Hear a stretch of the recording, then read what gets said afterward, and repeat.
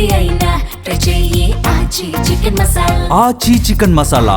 సంక్రాంతికి తమ సినిమాలు తేవాలని ప్రొడ్యూసర్స్ హీరోలు ఫిక్స్ అయితే ఓకే, కానీ సంక్రాంతికే రావాలని ఆడియన్స్ కూడా ఫిక్స్ అయితేనే ఇక్కడ అసలు సమస్య. ఇండస్ట్రీలో ఇదే జరుగుతుందేమో అనే భయం మొదలైంది మేకర్స్లో. ఇప్పుడు సంక్రాంతికి బయటకు వచ్చిన ఆడియన్స్ మళ్ళీ ఇప్పటి వరకు రాలేదు. దీనికి ఏంటి అర్థం?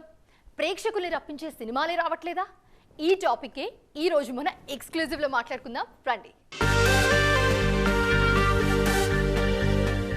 ఆడియన్స్ థియేటర్స్ కు రావట్లేదు సార్.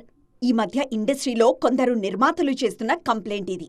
ఇందులో కొంత నిజం లేకపోలేదు, కానీ వాళ్ళొచ్చేలా రావాలనిపించేలా సినిమాలు తీయాల్సిన బాధ్యత కూడా దర్శక నిర్మాతలపైనే ఉంది.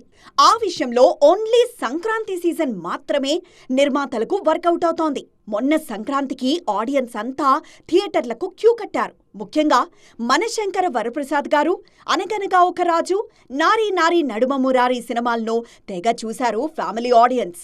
అవి ఇప్పుడు ఓటీటీలోకొచ్చేశాయి కూడా.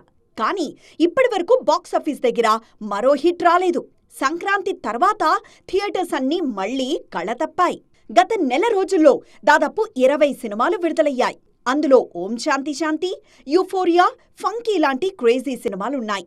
కానీ అవేవీ ఆడియన్స్ను ఏమాత్రం మెప్పించలేకపోయాయి. రాబోయే 10 రోజుల్లో హే బల్వంత్, విష్ణు విన్యాసం లాంటి క్రేజీ మూవీస్ కూడా రానున్నాయి. వీటిలో ఎన్ని సినిమాలకు ఆడియన్స్ థియేటర్స్ వరకు వస్తారనేది ఆసక్తికరమే. మార్చి 19న టాక్సిక్, దురంధర్ 2, మార్చి 26న ఉస్తాద్ భగత్ సింగ్, ఏప్రిల్ 3న నిహారిక నిర్మిస్తున్న రాకాసా, శర్వానంద్ బైకర్, ఏప్రిల్ 10న నిఖిల్ స్వయంభూ, ఏప్రిల్ 30న పెద్ది సినిమాలు రానున్నాయి. పవన్, చరణ్ లాంటి స్టార్స్ వస్తే కానీ ఆడియన్స్ థియేటర్స్ వరకు వచ్చేలా లేరు. ఈ లెక్కన సంక్రాంతికి బయటకొస్తే మళ్లీ సంక్రాంతి వరకు నిర్మాతలకు ఈ ఎదురుచూపులు తప్పవేమో.